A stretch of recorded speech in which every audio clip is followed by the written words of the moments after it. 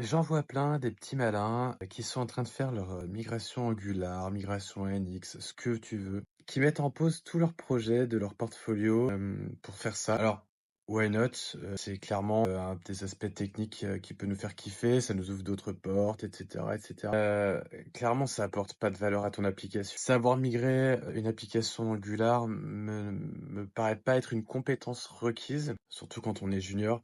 Alors, c'est pas du tout à prendre de travers ce que je vais dire, mais sérieux, retourne sur ton projet, finis-le, rends-le fonctionnel, montre que tu es capable de produire de la valeur. Ça aura clairement plus de poids d'avoir un ou deux projets pleinement terminés, fonctionnels, que de montrer en fait des projets, ok, ils sont en V20, mais en fait ils fonctionnent pas. Seul cas d'exception, et ça m'est déjà arrivé, de mettre en pause des choses que je faisais parce que j'avais besoin d'une feature particulière, et je pense notamment au Linked Signal, quand j'ai su qu'ils allaient sortir, dans ma tête, ça a fait tilt sur certaines features d'AngularKit, que ça allait vachement me simplifier la vie, des choses que j'avais énormément de mal à faire et qui du coup m'avaient généré du code pas ouf ouf à maintenir.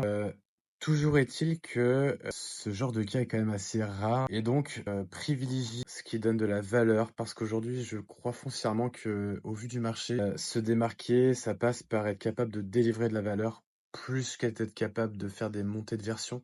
Ce qui ne veut pas dire qu'il faut plus faire de veille technique, bien au contraire, hein, tu peux tout à fait te tenir au courant de ce qui se passe et c'est même fortement recommandé. Et je pense foncièrement que ce serait plus facile de trouver un job, un stage ou ce que tu veux si tu as vraiment des projets concrets et fonctionnels à montrer plutôt que des projets pas terminés, etc., hein. Les cimetières, ça a jamais fait rêver personne.